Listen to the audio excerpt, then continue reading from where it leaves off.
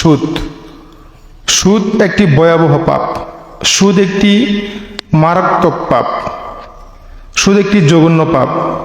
আপনারা জানেন যে যে ব্যক্তি সুদ খায় লোকেরা তাকে দাম দেয় না, সমাজের মধ্যে লোকেরা তাকে ঘৃণা করে। সুদখোরের কোনো ইবাদত কবুল হয় না, সুদখোর ব্যক্তি কোনো ইবাদত বন্দেগী করলে তার কবুল হবে না। কেননা আপনি হারাম খাবেন আর হারাম খেয়ে আল্লাহকে ডাকবেন, এই ডাক আল্লাহ কখনো শুনবে না। আপনি সুদের টাকা দিয়ে চাউল কিনবেন, সেই চাউল খেয়ে চাউলের ভাত খেয়ে আল্লাহকে ডাকবেন, নিয়মিত নামাজ পড়বেন, এই নামাজ আল্লাহর দরবারে কবুল হবে? আপনার ইবাদত কবুল হওয়ার এক নম্বর শর্ত হলো হালাল রুজি। কি রুজি? হালাল খেতে হবে, হালাল খেতে হবে। তারপরে হালাল খেয়ে আল্লাহকে ডাকবেন, তার এই ডাকে আল্লাহ সাড়া দিবে, এইটাই কাজে লাগবে। কিন্তু হারাম খাবেন, হারাম খেয়ে খেয়ে আল্লাহকে ডাকবেন, আল্লাহর ইবাদত করবেন, এই ইবাদত কাজে লাগবে, কবুল হবে না। এই জন্য আমাদের হারাম খেতে, এই জন্য আল্লাহ বলছেন ইয়া আইয়ুহাল্লাযীনা আমানু, হে বিশ্বাসীরা, ইমানদাররা, হে পৃথিবীর মানুষ, কুলু মিম্মা ফিল আরদি, কুলু মানে খাও, মিম্মা ফিল আরদি, জমিনে যা কিছু আছে সব খাও, কিন্তু হালালান তাইয়্যিবা, হালাল এবং পবিত্র খেতে হবে। এটা আল্লাহ বলছেন, হালাল খেতে হবে, পবিত্র খেতে হবে। হারাম খাবেন আর অপবিত্র খাবেন, এটা খাইবেন আর আল্লাহকে ডাকবেন, আপনি নামাজ পড়লে কি হবে? কোনো কাজে লাগবে না। আপনি হজ করলে কি হবে? যাকাত দিলে কি হবে? কোনো কাজে লাগবে না। এই জন্য হালাল খেতে হবে, হালাল পড়তে হবে, হালাল খেতে হবে। যেমন সুদ সম্পর্কে আপনারা জানেন যে সুদ একটি ভয়াবহ গুনাহ। গুনার জগতে যে কয়েকটা বড় বড় গুনাহ আছে তার মধ্যে এটাও একটা বড় গুনাহ। যেমন 1 নাম্বার পাপ হলো শিরিক করা, 2 নাম্বার পাপ পিতামাতাকে বকা দেওয়া, পিতামাতার অবাধ্য হওয়া বা গালি দেওয়া, 3 নাম্বার পাপ ধরেন সালাত ছেড়ে দেওয়া, 4 নাম্বার পাপ কি করা? নেশা করা, মাদকাসক্ত জড়িয়ে পড়া। তাহলে তাদের মধ্যে একটা পাপ হলো সুদ, মারাত্মক পাপ হলো সুদ। সুদ ছাড়তে হবে। অনেকেই বলে যে ওই বাড়িতে একটা সুদখোর লোক আছে, ঘৃণা করে সবাই, সুদখোর লোককে সবাই ঘৃণা করে। সুদখোর লোক বলে, মানুষে বলে যে সুদি কারবার করে, লোকটা সুদি কারবার করে, সুদের সাথে জড়িত। এজন্যই ব্যাংকে টাকা রেখে মুনাফা আনবেন, লাভ আনবেন, আর ওই টাকা দিয়ে আপনি খাবেন, এটা আপনার জন্য বৈধ হবে না। ব্যাংকে অতিরিক্ত টাকা আসলে ওই টাকা আপনি গরিবদেরকে দান করে দিতে পারেন, মসজিদ মাদ্রাসায় দিতে পারবেন না। অতিরিক্ত টাকা মুনাফা যদি আপনি নিজেও তো খেতে পারবেন না, যদি আপনি দান করতে চান করতে পারবেন, কিন্তু নেকি পাবেন না। নেকি পাবেন না ওই শর্তে যে কিছু টাকা আসছে, অতিরিক্ত টাকা আসছে, ব্যাংকে তো তারা খাইয়ে ফেলবে, ব্যাংকেরা নিয়ে যাবে। সুতরাং এই টাকাটা আপনি উঠাইলেন, উঠাইয়া গরিবদেরকে দিয়ে দিলেন, গরিবের একটা উপকার হতে পারে, কিন্তু আপনার নেকি আল্লাহ দিতে পারে, নাও দিতে পারে। তাহলে এটা করবেন, সুদের সাথে কখনো সম্পৃক্ত হবেন না। সুদ একটি মারাত্মক পাপ, সুদ একটি জঘন্য পাপ। যেমন সুদের ব্যাপারে আল্লাহ রাব্বুল আমিন কোরআনুল কারীমের দেখেন 2 নাম্বার সূরা আল বাকারা 276 নাম্বার আয়াত, 276 নাম্বার আয়াত আল্লাহ রাব্বুল আমিন বলেন, ইয়া আইয়ুহাল্লাযীনা আমানু লা তাকুলুর রিবা, হে ঈমানদাররা, বিশ্বাসীরা, লা তাকুলুর রিবা, এটা কোরআনুল কারীমের 3 নাম্বার সূরা আল ইমরান 130 নাম্বার আয়াত। ইয়া আইয়ুহাল্লাযীনা আমানু, হে ঈমানদাররা, বিশ্বাসীরা, লা তাকুলুর রিবা, সুদ খেও না, আদু আফান মুদু আফাতান, চক্রবৃদ্ধি হারে সুদ খেও না। কি হারে? চক্রবৃদ্ধি হারে। এটা আপনারা অনেকে জানেন যে লোকটা চক্রবৃদ্ধি হারে সুদ খা। আল্লাহ এটা বলছে, দেখেন উল্লেখ করছে, ইয়া আইয়ুহাল্লাযীনা আমানু লা তাকুলুর রিবা আদু আফান মুদু আফাতান, চক্রবৃদ্ধি হারে সুদ খেও না। ওয়াত্তাকুল্লাহ, আল্লাহকে ভয় করো, লাআল্লাকুম তুফলিহুন, যদি তোমরা সুদ ছাড়ো, সুদ ছেড়ে দাও আর আল্লাহকে ভয় করো, তাহলেই তোমরা জান্নাতি। যেরকম সুবহানাল্লাহ, তাহলে জান্নাতি। সুদ ছাড়ো, তাহলে অত্র আয়াত থেকে বোঝা গেল আল্লাহ বলছে যে তোমরা চক্রবৃদ্ধি হারে সুদ খেও না, সুদ ছেড়ে দেবা, 100% তোমরা জান্নাতে যাইবা। দেখেন আল্লাহ রাব্বুল আলামিন কোরআন কারীমের 2 নম্বর সূরা সূরা বাকারা 276 নম্বর আয়াতে বলছেন ইয়ামহাকুল্লাহুর রিবা ওয়া ইয়ারবিস সাদাকাতি। সুদ মানুষের সম্পদ কি করে? কমিয়ে দেয়। সুদ মানুষের সম্পদ কি করে? কমিয়ে দেয়, ধ্বংস করে দেয়। অনেকে বলে যে আমি এই বছর 5 লাখ টাকা লাগাইছি, 5 লাখের সাথে আমার 2 লাখ টাকা আসবে বা 2.5 লাখ টাকা আসতে পারে, কিন্তু আপনি দেখতেছেন ঠিকই আসতেছে টাকা, 2 লাখ 1.5 লাখ আসতেছে, কিন্তু কোন দিক দিয়ে মারি দিবে আল্লাহ। আল্লাহ নিজে বলছে যে সুদ মানুষের টাকাকে কমিয়ে দেয়, সুদ মানুষের টাকাকে ধ্বংস করে দেয়। ইয়ামহাকুল্লাহুর রিবা, আল্লাহ বলছেন সুদ মানুষের টাকা একবার ধ্বংস করে দেয়। ওয়ায়ারবিস সাদাকাতি, আর দান মানুষের টাকাকে বাড়িয়ে দেয়। সুবহানাল্লাহ বলেন। দান করলে মানুষের টাকা কি বেড়ে যায়। কোন দিক দিয়ে আল্লাহ আপনাকে যে দেয়া দিবে এটা আপনি টেরে পাবেন না। দান করবেন, আপনার টাকা সম্পদ বেড়ে যাবে। দান শব্দের অর্থ হলো সদাকা, মানে বৃদ্ধি পাওয়া, বেড়ে যাওয়া, সম্পদ বেড়ে যাওয়া। তাহলে সুদ খেলে সম্পদ কমে যায়, দান করলে সম্পদ কি হয়? বেড়ে যায়। সুবহানাল্লাহ বিহামদি। আমরা অনেকেই আছে আমাদের মধ্যে, এই যে দেখবেন সুদ যে সম্পদ কমে যায় এটা খেয়াল করবেন। আমি অনেক টাকার মালিক হয়েছি সুদ খায়া, অনেক টাকার মালিক হয়েছি, কিন্তু আমার আমলে গরিব না হলেও আমার ছেলের আমলও ধ্বংস হবে, সম্পদ থাকবে না, বিকারি হয়ে যাবে। ছেলের আমলে না হলেও আমার নাতি নাতির আমলে ফকির হবে 100%। আপনার আমল ঠিক যাবে, আপনি অপরাধী হবেন, অপরাধী সাব্যস্ত হবেন, ঠিক আছে। যদি আপনার আমলে ফকির মিসকিন না হন, আপনি ছেলের আমলে আপনার ফকির মিসকিন হবে, সব সম্পদ ধ্বংস হয়ে যাবে। ছেলের আমলে না হলে নাতি নাতির আমলে হবে, একবার সম্পদ একবার সব শেষ হয়ে যাবে। কেননা আল্লাহ বলছেন সুদ মানুষের সম্পদকে ধ্বংস করে, সংকুচিত করে, মানে মাল সুদ খাওয়ার কারণে সম্পদ কমে যায়, একবার ধ্বংস হয়ে যায়। আর ওয়ায়ারবিস সাদাকাতি, যারা সদাকা দান মানুষের সম্পদ বাড়িয়ে দেয়। জাকাত শব্দের অর্থ কি? বৃদ্ধি পাওয়া, মাল বেড়ে যাওয়া। তাহলে দান শব্দের অর্থ হলো এটা বেড়ে যাওয়া, মাল সম্পদ বেড়ে যায়। আপনি দান করবেন, সম্পদ বেড়ে যাবে। আল্লাহ এই আয়াতের মধ্যে বলছেন যে ওয়াল্লাহু লা ইউহিব্বু কুল্লা কাফারিন আসিম, যে আল্লাহ তাআলা কোনো অবিশ্বাস্য পাপীকে ভালোবাসেন না। তাহলে যে ব্যক্তি সুদ খায় ওই ব্যক্তি পাপী, ওই ব্যক্তি মহাপাপী, ওই ব্যক্তি বড় পাপী। আর কোনো পাপিষ্ঠ ব্যক্তিকে আল্লাহ কি করেন না? ভালোবাসেন না, পছন্দ করেন না। সমাজের মধ্যে যেমন আপনারা যেরকম সুদখোর ব্যক্তিকে দেখতে পাই না, যে সুদখোর ব্যক্তির বাড়িতে দাওয়াত খাবো না, সুদখোর ব্যক্তির সাথে আমার কোনো সম্পর্ক নাই, সুদখোরের সাথে আমার কোনো আত্মীয়তা নাই, বলি না আমরা? এটা আমরা বলি। তাহলে আল্লাহ এরকম আল্লাহু লা ইউহিব্বু কুল্লা কাফারিন আসিম, আল্লাহ বলছে যে আমি সুদখোর ব্যক্তি, কোন পাপিষ্ঠ ব্যক্তিকে আমি কখনো ভালোবাসি না। তাহলে আমার কাংবরাল এলাকার বাইতুন নূর মসজিদের সম্মানিত মুসল্লিয়ান, সুদ থেকে আমাদের বাঁচতে হবে, সুদ থেকে আমাদেরকে 100% দূরে থাকতে হবে।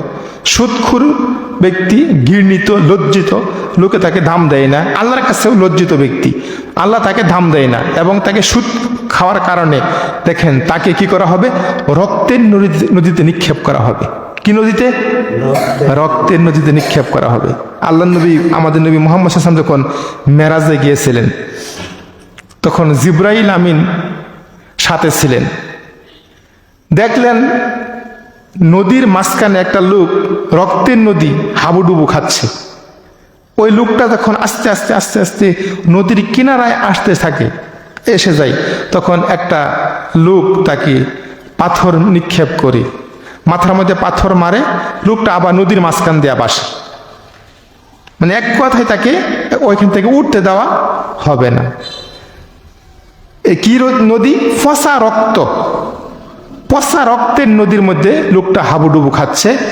আর একটা লোক তাকে বারবার ডিল মারছে, মাথার মধ্যে মারতেছে, নদীর মাঝখান দিয়ে বাসতেছে, তাকে সেখান থেকে কি করা হয় না? উঠতে দেওয়া হবে না। তখন আল্লাহ নবী বলছেন যে মান হাউলাই, জিব্রাইল এই লোকটাকে এত কষ্ট দেওয়া হচ্ছে, এই লোকটার অপরাধটা কি? তখন আল্লাহ নবী বলছেন, তখন জিব্রাইল আমিন বলছেন, ইয়া রাসূলুল্লাহ, আল্লাহ নবী, এরা হলো আপনার উম্মতের সেই লোক, এরা হলো আপনার উম্মতের সেই লোক যে লোক সুদ খাইছে। আল্লাহ নবীকে দেখানো হয়েছিল। তাহলে সুদখোর ব্যক্তিকে কিয়ামত পর্যন্ত তাকে রক্তের নদীতে নিক্ষেপ করা হবে, তাকে ফেলে রাখা হবে। এই জন্য সুদ একটি মারাত্মক অপরাধ, সুদ একটি ভয়াবহ অপরাধ, এটা আমাদের ছাড়তে হবে। সুদ খাবেন, সুদ খেলে, ঘুষ খেলে তার ইবাদত কবুল হবে না। হারাম ছাড়তে হবে, হারাম খেয়ে আল্লাহকে ডাকবেন, আল্লাহর এই ডাকে কখনো সাড়া দিবে না। দেখেন আল্লাহ রাব্বুল আমিন কোরআনুল কারীমের 2 নম্বর সূরা আল বাকারা 278 নম্বর আয়াতে আল্লাহ বলছেন, ইয়া আইয়ুহাল্লাযিনা আমানু, হে ঈমানদাররা, ওয়াত্তাকুল্লাহ, আল্লাহকে ভয় করো, ওয়াজারু মা বাকিয়া মিনার রিবা, সুদের যত বকেয়া আছে সব ছেড়ে দাও। সুবহানাল্লাহ বিহামদি। আল্লাহ বলছেন ছাড়ার জন্য, আর আমি আপনি সারি না। সুদের মুনাফা, ব্যাংকের লাভ, লভ্যাংশ, টাকা দিচ্ছে একজনকে 10,000, বলছি দিতে হবে 15,000, এটা আমরা সারি না। আল্লাহ বলছে ওয়াজারু মা বাকিয়া মিনার রিবা, হে ঈমানদাররা, বিশ্বাসীরা, যত প্রকার লভ্যাংশ আছে, যত প্রকার মুনাফা আছে, যত প্রকার লাভ আছে, ওয়াজারু মা বাকিয়া মিনার রিবা, সব ছেড়ে দাও। যত প্রকার লাভ আছে সব ছেড়ে দাও, লভ্যাংশ ছেড়ে দাও। ইন কুনতুম মুমিনিন, যদি তোমরা মুমিন হয়ে থাকো। যদি আপনি মুমিন হয়ে থাকেন, যদি আমি পরিপূর্ণ মুমিন হয়ে থাকি, তাহলে 1 টাকা ব্যাংক থেকে লাভ আনবো না, প্রতিজ্ঞা করতে হবে। যদি আমি মুমিন হয়ে থাকি, আমি উপকার করব, তার কাছ থেকে আমি কোনো বেনিফিট আনবো না, উপকার করব, তার কাছ থেকে মুনাফা নিব না। তো মুমিন হয়ে থাকি, তাহলে আপনি পরিপূর্ণ মুমিন। আপনি উপকারের ফয়দা ভোগ করবেন, এটা হবে না। সম্মানিত সুধীবৃন্দু, তাহলে বলছিলাম যে সুদ আমাদের ছাড়তে হবে। দেখেন সুদের কি গুনাহ, সুদ কত মারাত্মক অপরাধ। দেখেন যদি কোনো ব্যক্তি জেনে শুনে 1 টাকা সুদ খায়, কয় টাকা? 1 টাকা। দেখেন এখন জটিল কথা, কিভাবে চলবেন? আপনাকে হাঁটতে হবে, রাস্তায় চলতে হবে এমন ভাবে যে আপনার কাপড় চোপড়ে কাটা না বাজে। কাটা বেজে গেলে আটকা যাবে, কাপড় আটকে যাবে, কাদা ভরবে। অনেক কাদার রাস্তা, আপনাকে হাঁটতে হবে যেন কাদা না ভরে। কাটা রাস্তা, 2 সাইডে কাটা আছে, এমন ভাবে হাঁটবেন যে কাপড়ের মধ্যে কাটা না লাগে। তাহলে আপনি এমন ভাবে আমাকে চলতে হবে যেন আমার মধ্যে বিন্দু মাত্র সুদের অংশ না থাকে, জড়িয়ে না পড়ি আমি। দেখেন 1 টাকা সুদ খেলে কি গুনাহ। যদি কোনো ব্যক্তি জেনে শুনে 1 টাকা সুদ খায়, একটি বেশি টাকা, অতিরিক্ত টাকা ব্যাংক থেকে আনে বা লভ্যাংশ আনে, মুনাফা আনে, মান আসাদ্দু সিতাতে সালাসুনা জিনা, 36টি নারীর সাথে জেনা করলে যত পাপ হবে, জেনে শুনে 1 টাকা সুদ খেলে তার চাইতে বেশি পাপ হবে। নাউজুবিল্লাহ বলেন। দেখেন কত বড় গুনাহ, কত বড় গুনাহ। 36টি নারীর সাথে খারাপ কাজ করছে একটা লোক, যত পাপ হবে, জেনে শুনে 1 টাকা সুদ খেলে তার চাইতে বেশি পাপ হবে। নাউজুবিল্লাহ বলেন। এই হাদিসটি পাবেন মুসনাদ আহমদ 22,007, মুসনাদ আহমদ 22,008, সিলসিলা সহিহা 1033, মেশকাতুল মাসাবি 2825 নম্বর হাদিস। 1 টাকা সুদ খেলে, 36টা নারীর সাথে জানা করলে, খারাপ কাজ করলে যত পাপ হবে, 1 টাকা সুদ খেলে তার চাইতে বেশি পাপ হবে। নাউজুবিল্লাহ মিন যালিক। কত বড় অপরাধ, কত বড় গুনাহ। এর পরেও জেনে শুনে কেউ সুদ খাবে? যে সুদ খায়, জেনে শুনে জানা শোনার পরেও যে ব্যক্তি সুদ খাবে, সেজন্য আল্লাহর সাথে, নবীর সাথে যুদ্ধ ঘোষণা করলো। আমার ভাইরা, কষ্ট করে নামাজ পড়তেছি, কষ্ট করে ফজরের নামাজ পড়তেছি, আরামের ঘুমকে হারাম করে ফজর পড়ি, তাহাজ্জুদ পড়ি, তাবলিগ যাই, সেল্লা দিই, কত কিছু করতেছি, কিন্তু যদি সুদ খাই, হারাম খাই, ব্যাংক থেকে টাকা, লোনের টাকা, ব্যাংক থেকে সুদের টাকা আইনি, ওই টাকা দিয়ে চাউল কিনে ভাত খাবেন, ওই ভাত খেয়ে আল্লাহকে ডাকবেন, নামাজ 5 ওয়াক্ত পড়বেন, ওই নামাজে কাজে লাগবে না, আল্লাহ শুনবে না, আল্লাহর দরবারে কবুল হবে না। এজন্যই আমরা ব্যাংকে লেনদেন সবারই আছে, ব্যাংক অ্যাকাউন্ট সবারই আছে, লেনদেন সবারই আছে। এমনি অনেকে টাকা পয়সা আমরা অনেকে ধার দেই, কিন্তু কখনো বিনিময় নেবেন না, কখনো বেনিফিট আনবেন না, মুনাফা কখনোই আনবেন না। আনলে কিন্তু আপনি বিপদে পড়বেন। মনে রাখবেন, সুদ মানুষের সম্পদ কমে যায়, ধ্বংস করে দেয়। সুদখোরের সম্পদ একদিন একবার ধ্বংস হয়ে যাবে। আর দান মানুষের সম্পদ কি হবে? বেড়ে যায়, দান সম্পদ বেড়ে যায়। আর একটা জিনিস আপনাদেরকে মনে করিয়ে দেই, যে আপনারা দান করার চেয়েও বেশি বেশি কর্জ দিবেন। কি দিবেন? কর্জে হাসানা। কেননা দান করলে 10 গুণ নিকি, আর কর্জে হাসানা দিলে কত গুণ? 18 গুণ। সুবহানাল্লাহ বলেন। কর্জে হাসানা দিলে 18 গুণ নিকি। এজন্যই বেশি বেশি দান করার করবেন, কর্জে হাসানা দেওয়ার চেষ্টা করবেন। দান মানুষের সম্পদ বেড়ে যায়। তাহলে বোঝা গেল কর্জে হাসানা যদি দেন, কাউকে বিপদে পড়ছে তাকে চালান, টাকা পয়সা দেন, ধার দেন, তাহলে আপনি অনেক নিকি পাবেন। 18 গুণ নিকি দেওয়া হবে আপনাকে। এজন্য বেশি বেশি অভ্যাসটা আমাদের করতে হবে। সমাজের সুদীবিন্দু, তাহলে বোঝা গেল যে সুদ একটি মারাত্মক অপরাধ, সুদ একটি ভয়াবহ অপরাধ। সুদ ছাড়তে হবে, একবার সুদ মুক্ত জীবনযাপন করতে হবে। সুদের সাথে আমার কোনো সম্পর্ক নাই। ব্যাংকে অতিরিক্ত টাকা আছে, ওই টাকা আপনি আনবেন না। যদিও আনেন, আপনি বুক করবেন না, আপনি খাবেন না, এটা গরিবদেরকে দিয়ে দেন। টাকা পাইছেন, 5,000 টাকা রাস্তায় পাইছেন, এখন ওই যাকে আপনি দিবেন, যা টাকা হারাইছে ওকে আপনি পান না, ওই কদিন ধরে খুঁজতেছেন, এখন কি করবেন? ওই টাকাটা আপনি কি করবেন? গরিবদেরকে দিয়ে দিবেন। আপনি কিন্তু নিকি পাবেন না। ওই নিয়ত করে দিবেন যে যার টাকাটা ওই নিকিটা পাই, আমি টাকাটা দান করে দিলাম, এটা করতে হবে। তাহলে সুদের টাকাও অতিরিক্ত ব্যাংকে টাকা আসছে, লভ্যাংশ আসছে, এটা আপনি খাবেন না, এটা আপনি ওইখান থেকে ব্যাংক থেকে এনে আপনি গরিবদেরকে দিয়ে দিলেন, সেটা উপকার তার হবে। নিকি আল্লাহ আপনাকে দিতেও পারে, নাও দিতে পারে, সেটা আল্লাহর বিষয়। কিন্তু এই টাকা আপনি আপনার সংসারে, আপনার খাবার দাবারে, আপনার পোশাক আশাকে, আপনার প্রয়োজনে খরচ করবেন না, কখনো করবেন না, তাহলে হারাম হয়ে যাবে সম্পদ আল্লাহ আপনাকে অনেক দিয়েছে। সম্পদ টাকা ইনকাম করতে হবে, এ কথাই ঠিক, কিন্তু বৈধভাবে করতে হবে। উসমান রাদিয়াল্লাহু তাআলা আনহু অনেক টাকার পয়সার মালিক ছিলেন। উসমান রাদিয়াল্লাহু তাআলা অনেক টাকার মালিক ছিলেন। আল্লাহর নবী একদিন বললেন যে সে সাহাবারা শোনো, 800 কিলোমিটার পথ অতিক্রম করতে হবে, 600 কিলোমিটার পথ যাইতে হবে, খাইবারের যুদ্ধ করতে হবে। কে কি দিবে, কে কি দান করবে? তখন উমর বলতেছেন যে আজকে সুযোগ একটা পাইছি, আজকে আমি এমন দান করব সবাইকে টপকায় যাইব।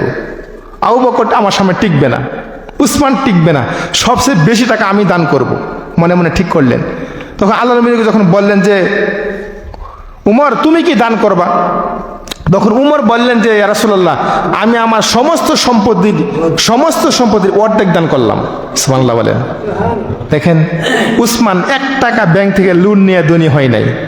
এখন আমরা আধুনিক যুগে ব্যাংক থেকে টাকা এনে বাড়ি করি, ব্যাংক থেকে টাকা তুলে ব্যবসা বাণিজ্য করি, ব্যাংক থেকে সুদ দিয়ে সুদের টাকা এনে জমি রাখতেছি, ব্যাংক থেকে টাকা এনে ফিশারি মাছ ব্যবসা করতেছি, মাছের কাজে লাগাচ্ছি। অতিরিক্ত টাকা আপনি কখনো ব্যাংক থেকে টাকা এনে বাড়ি করবেন, সুদ দিবেন, এটা নাজায়েজ, এটা হারাম। টাকা আপনার অনেক বেশি, বড় ব্যবসা করেন, টাকা কম, ছোট ব্যবসা করেন, টাকা আরো কম, আপনি বাদাম বিক্রি করে খান, চকলেট বিক্রি করে খান, তবু হালাল টাকা খান, হারাম কখনো খাওয়া যাবে না। সুদের সাথে কখনো জড়িত হবেন না। সুদ মানুষের সম্পদ ধ্বংস করে, সুদ মানুষের সম্পদকে একবারে কমিয়ে দেয়, আর দান মানুষের সম্পদ একবারে বাড়িয়ে দেয়। দেখেন উমর কেমন ছিলেন, সমস্ত সম্পত্তির অর্ধেক দান করলেন।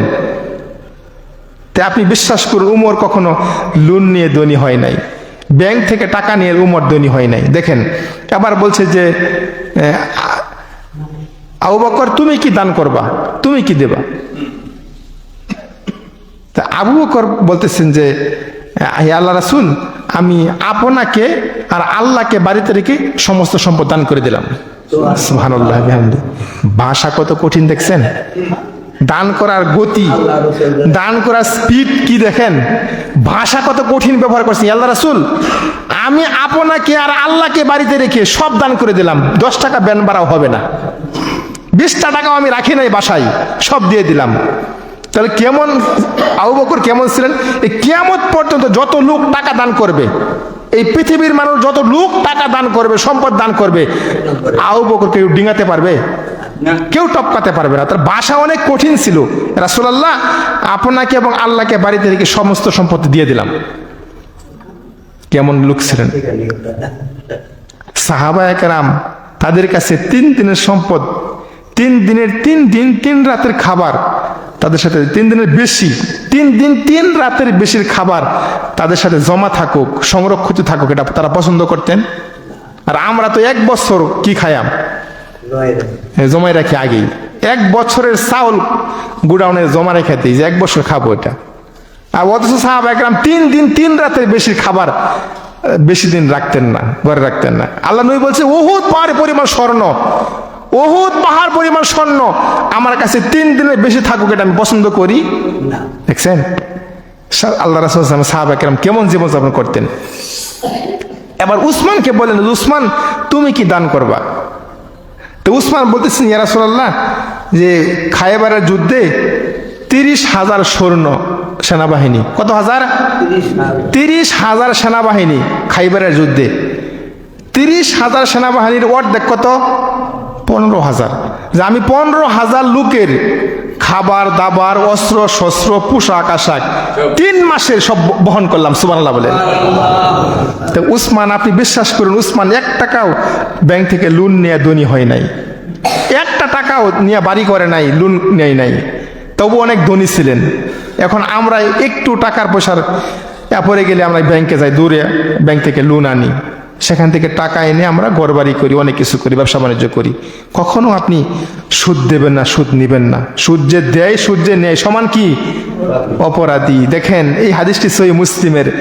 আবু হুরায়রা রাদিয়াল্লাহু তাআলা আনহু বলেন, রাসূল সাল্লাল্লাহু আলাইহি ওয়াসাল্লাম বলেছেন, লা তাকুলুর রিবা, লা তাকুলুর রিবা, আকালুর রিবা, সুদ, যে ব্যক্তি সুদ খায়, ও মাউকিলাহু ওয়া কাতিবাইহু ওয়া শাহিদাইহি, ও মাউকিলাহু ওয়া কাতিবাইহু বাইহি ওয়া শাহিদাইহি, যে ব্যক্তি সুদ খায়, যে ব্যক্তি সুদ দেয়, যে ব্যক্তি সুদ নেয়, যে লেখে, যে সাক্ষী থাকে, সবাই সমান অপরাধী। কখনো সুদের টাকা আপনাকে যদি বলে একটু কলম দিয়ে খুঁচা দেন, এত তারিখ এত তারিখ, ব্যাংকিং সিস্টেম যারা করে, বা আপনি গ্রামে যারা সুদ দেয় একটু লিখে দিলেন, সাক্ষী হইলেন, টাকার সমান অপরাধী আপনিও।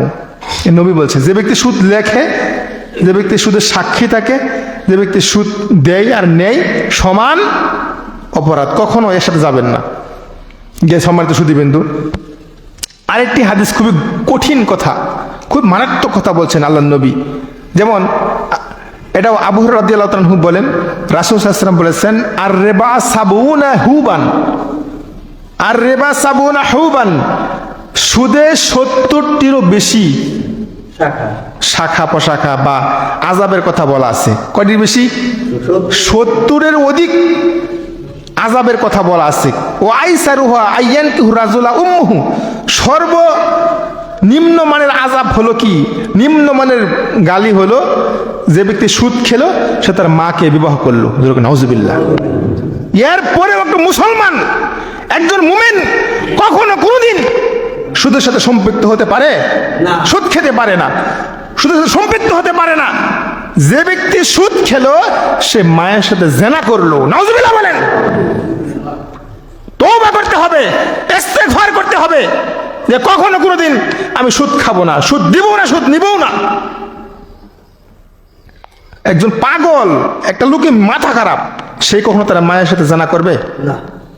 একটা ছেলে মাথা খারাপ, পাগল, পাগল হয়ে ঘুরে, উলঙ্গ হয়ে ঘুরে, ও কখনো তার মায়ের সাথে জিনা করবেন। নাউজুবিল্লাহ বলেন। এত বড় অপরাধ, এত বড় খারাপ যে সুদখোর, যে ব্যক্তি সুদ খেলো, জেনে শুনে সুদ খেলো, সে তার মাকে বিবাহ করলো। এর সাথে তো আরো নির্লজ্জ বেহায়াপনা কোনো কাজ বাংলার জমিনে আর নাই। এজন্য আমার বাড়াই সুদ মুক্ত জীবনযাপন করতে হবে। সুদ 100% সুদ মুক্ত জীবনযাপন করবেন। সুদ খাবেন, আপনার ইবাদত কবুল হবে না। আল্লাহ বলছে কুলু মিম্মা ফিল আরদি হালালান তাইয়্যিবা। হে পৃথিবীর মানুষ, ইমানদাররা, বিশ্বাসীরা, হালাল এবং পবিত্র ভক্ষণ করো। কি? হালাল এবং পবিত্র খাইতে হবে, তাহলে আপনার ইবাদত কবুল হবে। হালাল খাবেন, এটা আল্লাহ কবুল করে নেবে। হালাল হারাম খাবেন, হারাম খেয়ে শরীর অনেক মোটা হয়েছে, যাবে জান্নাতে? হারাম দেহ কখনো জান্নাতে প্রবেশ করবে না। হারাম শরীর, অনেক মোটা তাজা পরিপুষ্ট মোটা দেহ, অনেক স্বাস্থ্য ভালো, এই লোক কখনো জান্নাতে যাবে না। হালাল খেতে হবে। আপনি অল্প খান, হালাল খান। সম্মানিত সুধীবৃন্দু, তাহলে সুদ ছাড়তে হবে। সুদে কি মারাত্মক অপরাধ, সুদে কি ভয়াবহ অপরাধ, সুদ মুক্ত জীবনযাপন করতে হবে। সম্মানিত সুধীবৃন্দু, যে আসলে আমাদের ইবাদত যে আমরা করতেছি সেটা কবুল করার জন্য শর্ত কি? হালাল রুজি। কি রুজি? হালাল রুজি। হালাল রুজি খাবেন তাহলে আপনার ইবাদত কবুল হবে। হালাল খাবেন না, হারাম খাবেন, ইবাদত কাজে লাগবে না, মোটেও কাজে লাগবে না। হ্যাঁ, হালাল খেতে হবে। সম্মানিত সুধীবৃন্দু, এই মাস অত্যন্ত গুরুত্বপূর্ণ একটি মাস, মুহররম মাস। কি মাস এটা? মুহররম মাস। আমরা কিন্তু একটা অভ্যাস আমাদের কি, আমরা কিন্তু ইংলিশ মাস গণনা করি, জিজ্ঞাসা করি ইংরেজি কত তারিখ, জিজ্ঞেস করি না? আর যারা ধান বপন করে, জ্বালা বপন করে, ধানের বীজ বপন করে, তখন তারা জিজ্ঞেস করে আষাঢ় মাসের, শ্রাবণ মাসের কয়দিন, জিজ্ঞেস করে না?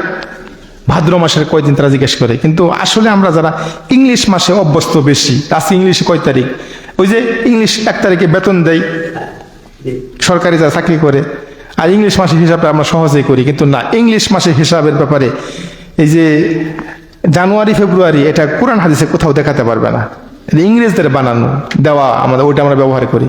কিন্তু মুহররম, সফর, রবিউল আউয়াল, রবিউল সানি, জমাদিউল, জমাদিউল সানি, 12 মাসের নাম আরবিতে, এটা এই 12টা মাস, এটা কোরআন আছে না নাই? আছে। কোরআনুল কারীমের 9 নম্বর সূরা, সূরা তাওবা 36 নম্বর আয়াত, ইন্না ইদ্দাতাশ শুহুরি ইনদাল্লাহ, আল্লাহর নিকট মাসের সংখ্যা আসনা আশারা শাহরান, কয়টা? মাসের সংখ্যা হলো 12টি। কয়টি? মাসের সংখ্যা হলো 12টি, আশারা। তাহলে আল্লাহ নিকট মাসের সংখ্যা 12টি। এটা কখন থেকে? আল্লাহ বলছে ফি কিতাবিল্লাহ, এটা আল্লাহর কিতাবে উল্লেখ আছে। ইয়াউমা খালাকাস সামাওয়াতি ওয়াল আরদ, যেদিন আল্লাহ আকাশ এবং জমিন বানাইছে ওই দিন থেকেই আল্লাহ কিতাবের মধ্যে, কোরআনের মধ্যে আল্লাহ দিয়ে দিছে মাসের সংখ্যা কয়টা? 12টা। মিনহা আরবাআতুন হুরুমুন, তাদের এই 12টা মাসের মধ্যে 4টা মাস হলো সম্মানিত মাস। কয়টা মাস? 4টা মাস প্রসিদ্ধ, সম্মানিত। তার মধ্যে একটা হলো জিলকদ, জিলহজ, মুহররম, রজব। মনে রাখবেন, সম্মানিত মাস। এটা হারাম মাস বলা হয়। হারাম, হারাম মানে কি? একটা হারাম আছে, এটা নিষেধ। আর একটা হারাম কি জানেন? পবিত্র মাস। কি মাস?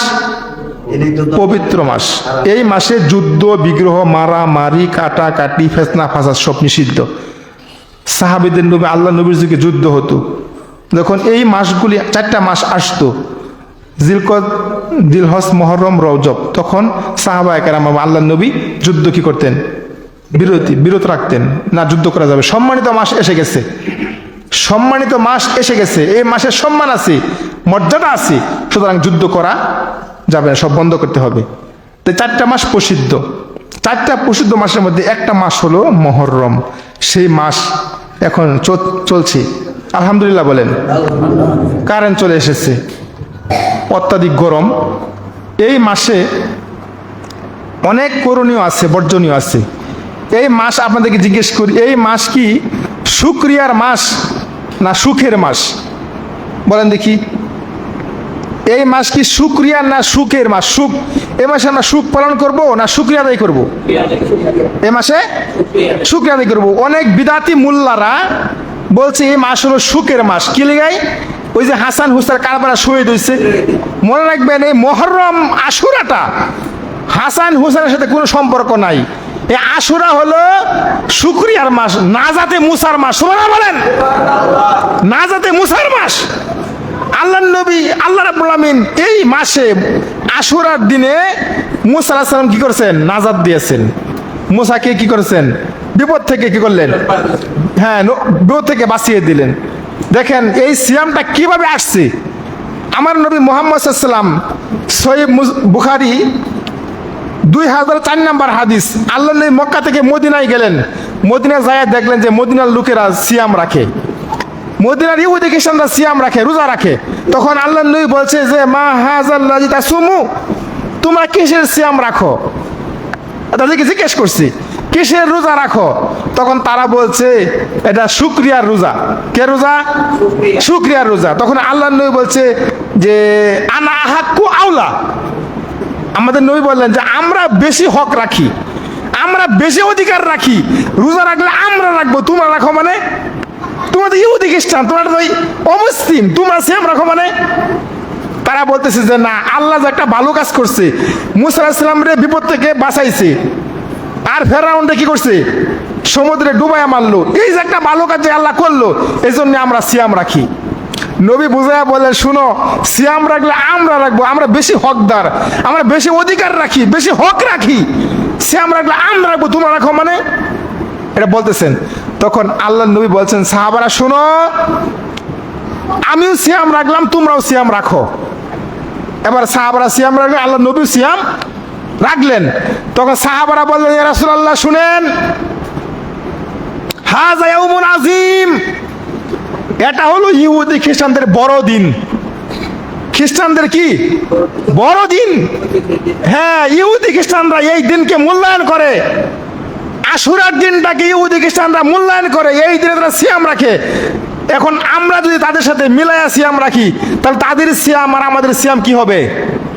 মিলে যাবে, এক হয়ে যাবে। আর আমরা সব সময় তাদের বাহিরে চলি, ওদের নীতির বাহিরে চলি। তারা চলে একদিকে, আমরা চলি একদিকে।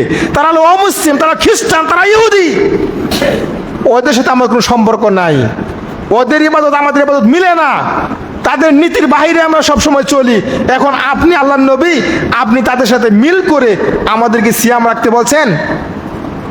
এবার আল্লাহর নবী বলে, শুনো সাহাবারা শুনো, আমি যদি আল্লাহ আমাকে হায়াতে বাঁচিয়ে রাখে, সামনের বছর জীবিত থাকি, আল্লাহ আমাকে পৃথিবীতে বাঁচিয়ে রাখে, তাহলে আমরা দুইটা সিয়াম রাখবো। কয়টা সিয়াম? দুইটা সিয়াম রাখবো। একটা রাখবো 9 তারিখ, একটা রাখবো কি 10 তারিখ। যদি না পারি একটা রাখবো 10 অথবা 11। যদি না রাখি 9 তারিখ, 9 তারিখ হবে তাদের বিরোধিতা, ইহুদি খ্রিস্টানদের বিরোধিতা, আর 10 তারিখ হবে শুকরিয়া। সুবহানাল্লাহ বলেন। তো মুহররমের সিয়াম পেলাম কয়টা? কয়টা পেলাম? দুইটা। মুহররমের সিয়াম হলো দুইটা, রাখলে দুটো রাখতে হবে। যদি একটা রাখেন একদিন, আশুরার দিন, তাহলে ওদের সিয়াম আমাদের সিয়াম কি হবে? এক হয়ে যাবে। এই জন্যই 9 তারিখ হবে তাদের ইহুদি খ্রিস্টানদের বিরোধিতা, 10 তারিখ হবে শুকরিয়া। সিয়াম পেলাম কয়টা? দুইটা। দেখেন দেখেন, সহিহ মুসলিম 1163 নম্বর হাদিস, রাসূল সাল্লাল্লাহু আলাইহি ওয়াসাল্লাম বলেছেন, যদি কোনো ব্যক্তি মুহররমের কি করে 2 দিন সিয়াম রাখে, কয়দিন? 2 দিন সিয়াম রাখে, অতীতের 1 বছরের গুনাহ মাফ করে দেওয়া হয়। সুবহানাল্লাহ। তাহলে 2টা সিয়াম রাখলে 1 বছর যত গুনাহ সব মাফ হয়ে যাবে। সুবহানাল্লাহ বিহামদি। 4টিখানি আমল। আর আপনি মনে রাখবেন, শুকরিয়ার হলো আল্লাহর কাছে শুকরিয়া আদায় করবেন, সবচেয়ে বড় আমল হলো সিয়াম। সিয়ামের মাধ্যমে শুকরিয়া আদায় করা যায় সহজেই। আপনি পরীক্ষায় ভালো রেজাল্ট করছেন, বাচ্চারা ছেলেরা পরীক্ষা দিচ্ছে, ভালো রেজাল্ট করছে, সে কি করবে? 2 রাকাত শুকরিয়া নামাজ আদায় করবে। শুকরিয়ার জন্য যদি আপনি আল্লাহকে ডাকেন, তাহলে সবচেয়ে বড় আমল হলো সিয়াম। আর দ্বিতীয় আমল হলো কি? 2 রাকাত নফল নামাজ। 2 রাকাত নফল নামাজ। তাহলে আমরা সিয়াম পাইলাম আশুরার 2টা, আর 2টা সিয়াম রাখলে অতীতের 1 বছরের গুনাহ কি হয়? হ্যাঁ, অতীতের 1 বছরের গুনাহ মাফ হয়ে যায়। সুতরাং এই সিয়ামের অনেক গুরুত্ব, অনেক বাড়ি। দেখেন, সহিহ মুসলিম 1162 নম্বর হাদিস, রাসূলুল্লাহ সাল্লাল্লাহু আলাইহি ওয়াসাল্লাম বলেছেন, আফজালুস সিয়াম বাদা রমাদান শাহরুল মুহররম। পবিত্র মাহে রমজানের পরে সবচেয়ে গুরুত্বপূর্ণ সিয়াম হলো মুহররমের সিয়াম। রমজান মাসের পরে যত সিয়াম আছে, সেই সিয়ামগুলির মধ্যে সবচেয়ে উত্তম, সবচেয়ে দামি সিয়াম কি? কোনটা? মুহররম, আশুরার সিয়াম। সুতরাং এই সিয়াম এখন আজকে যারা রাখছে, আলহামদুলিল্লাহ, আজকে হইল আশুরার 10, মানে আশুরা মুহররমের 10 তারিখ। আজকে যারা রাখছেন তারা কালকেও রাখবেন। যারা 9 তারিখ রাখছেন তারা 10 তারিখ শেষ তাগর। আর যারা আজকে রাখছেন তারা কালকেও রাখবেন, 2টা রোজা সিয়াম হয়ে যাবে। সুতরাং আল্লাহ আমাদের কবুল করে, সকলে বলি আমিন। সম্মানিত সুধীবৃন্দু, নফল সিয়ামের অনেক গুরুত্ব অনেক বেশি। আপনি ফরজ দ্বারা আল্লাহকে খুশি করতে পারবেন, অসুবিধা নাই, কিন্তু নফল যদি রাখেন তাহলে অতিরিক্ত বোনাস হিসাবে আপনি অনেক নেকি পাবেন। এজন্যই আমাদের বেশি বেশি কি করতে হবে? আমলে সলেহ করতে হবে। কি করতে হবে? আমলে সলেহ করতে হবে। আর আমলে সলেহ আমি বললাম, সবচেয়ে বেটার আমলে সলেহ, উত্তম আমলে সলেহ হলো সিয়াম। সিয়ামের মাধ্যমে আল্লাহকে সহজে কি করা যায়? খুশি করা যায়। সিয়ামের মাধ্যমে আল্লাহকে তাড়াতাড়ি খুশি করা যায়। সিয়ামের বিনিময়ে আল্লাহ কি করবে? নিজ হাতে কি করবে? দিবেন। সুতরাং এই বিনিময় অনেক বড় বিনিময়, এটা অনেক বড় আমল, অনেক শক্তিশালী একটা আমল হলো সিয়াম। সিয়াম রাখলে ডায়াবেটিস কমে না? ডাক্তাররা দেখবেন, বড় বড় ডাক্তার যারা এখন, তারা প্রেসক্রিপশন করে কি করবে, আপনাকে নিয়মিত কমপক্ষে সপ্তাহে 2টা সোমবার বৃহস্পতিবার সিয়াম রাখতে বলতেছে। সিয়াম রাখলে ডায়াবেটিস, হার্ট অ্যাটাক, বড় বড় যে রোগগুলি আছে এবং কি আছে প্যারালাইসিস, আর অনেক বড় বড় রোগ আছে, এগুলি অনেক নিয়ন্ত্রণে থাকে। কিডনির সমস্যা বলেন, হ্যাঁ ডায়াবেটিস বলেন, এগুলো সব নিয়ন্ত্রণে থাকে। এই জন্য সিয়াম রাখতে হবে। সিয়ামের মাধ্যমে সহজেই আল্লাহকে খুশি করা যায়।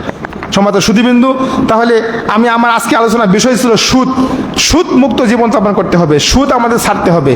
সুদ কখনো জড়িত হবে না সুদের সাথে। সুদ খাবেন, আপনার সম্পদ একদিন না একদিন কমে যাবে, একবার পথের ভিখারি হয়ে যাবে, পথের ভিখারি হয়ে যাবেন আপনি। সুতরাং আল্লাহ আসুন আমরা সুদ মুক্ত জীবনযাপন করি। শেষ কতক্ষণ চলবে আরো?